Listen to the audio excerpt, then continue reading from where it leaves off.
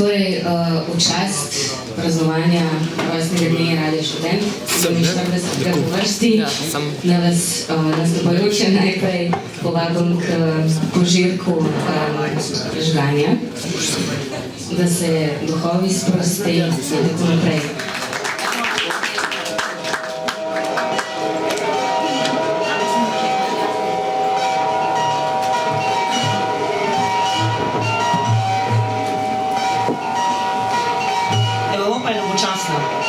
Dolgočasna je v svoji samozadostnosti, med svojimi zaprtimi mejami, ječa virtualnega izobilja in kreditnega standarda, po kateri se vlačimo migranti brez azilov, lezbike brez ljubimk, intelektualci brez medijev, brezdomci brez tovarišev.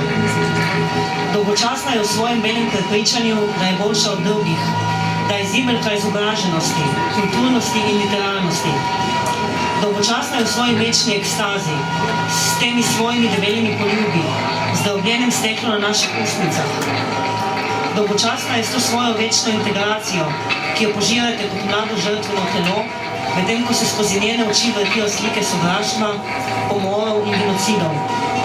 Dolgočasna je v tej svoji ritualni pozabi, v tej svoji ritualni želji, ki ne preneha nikdar. Evropa nekoč ni bila dolgočasna, zdaj pa je dolgočasna.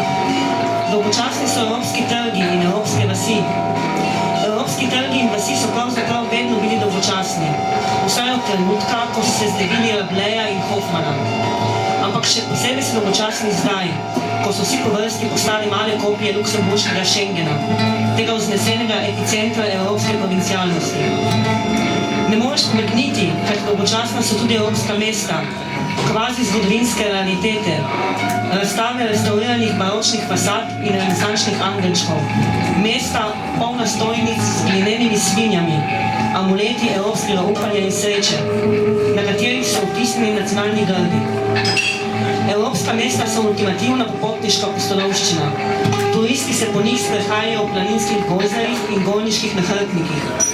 Nenehno so v kuponu, žvečijo tiste trde pečene mandlije in se venomer ozirajo nekam navzgor po evropskih zidovih. Evropa se je odrekla svoji tradiciji, svojim arkadam, svojim kavarnam. Odrekla se je Simone de Beauvoir in Jeanu-Paulu Sartru.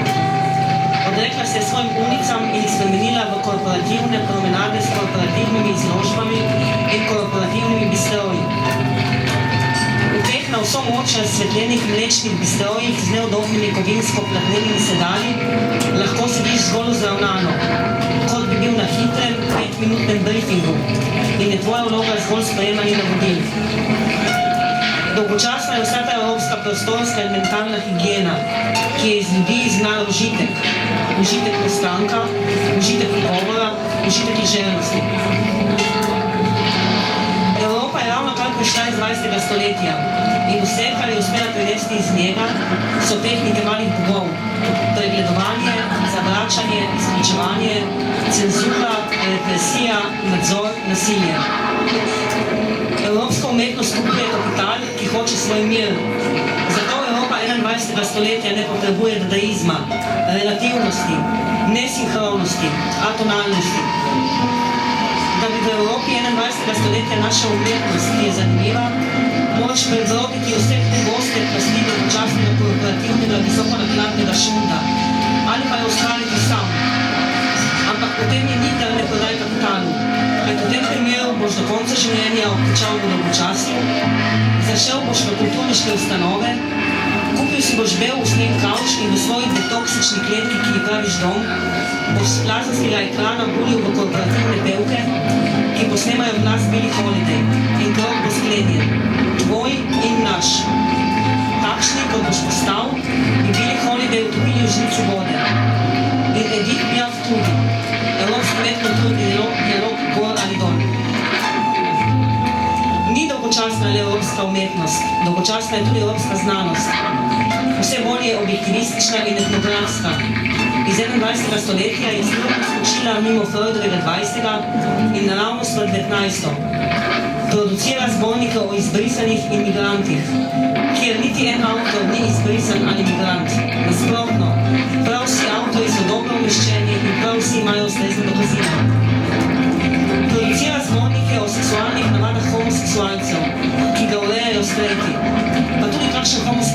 ustreznih seksualnih navad, da bi slučajno ne prišlo do odstopanja. Vsa evropska znanost je katastrofalno dolgočasna, kajti onkraj ponderiranih predvidevanj, to je onkraj univerze, ne priznava ničesar. Edina kritika, ki jo evropska znanost zmore, so evropske resolucije, ki jih je spisal bruselski Eurobiro. In edina alternativa, ki jo premore, so pa tiste evropske resolucije.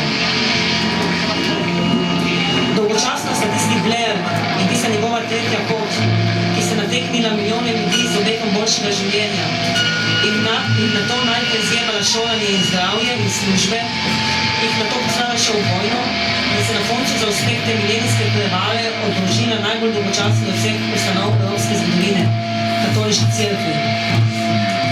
Nothing's changed, has it, reče desetletje po Hitlerju in njegovih kameradih Lucia Atherton, preživela Judinja v filmu Nočni portir Liljane Cavani, bolj resničnem od vseh evropskih resnic. Dolgočasno je ljudstvo, ki se je odreklo revolucionarnemu komunizmu in ga zamenjalo za revolucionarni kapitalizem. To večno obbožano, večno ponižano ljudstvo in njegovi ponovno odobreni, rastoči nacistični volilni odstotki. Dolgočasna je evropska konsenzualnost, ki vodi do njih. Na eni strani svoboda, na drugi nasilje, med njimi pa pogajanja.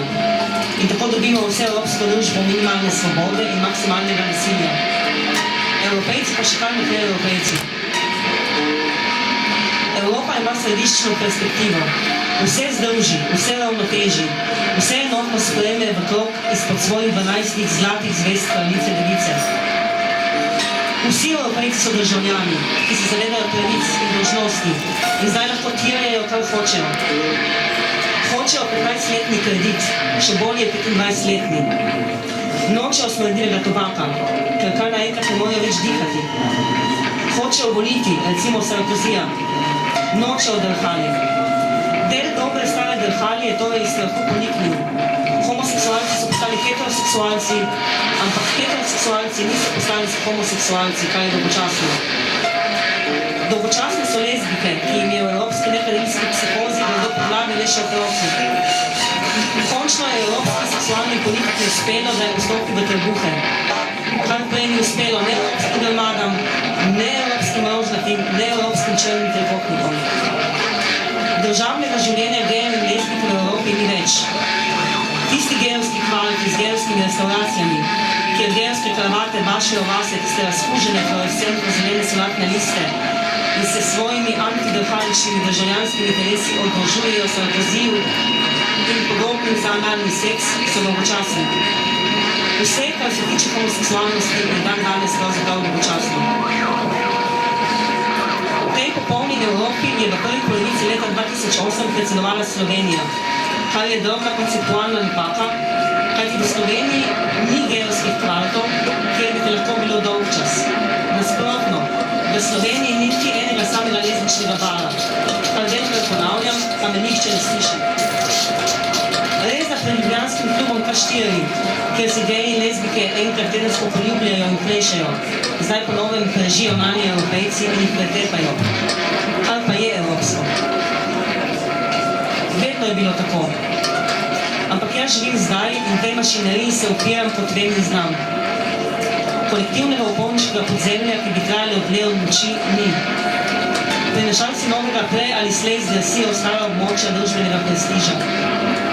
Dovolj sem stara, vidim jih, zdržijo nekaj let, potem mrknejo in ko jih spet zagledam, stojijo pred kamerami, sedijo na tistih neudobnih kovinsko pletnenih sedaljih na hitrem briefingu, vse bolj metuzalemske amfibije in še sami več ne vedo, komu sploh govorijo.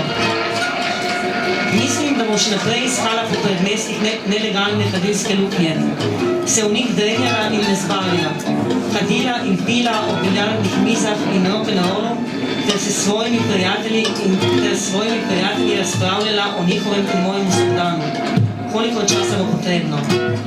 Iz česa takega vselej kaj nastane.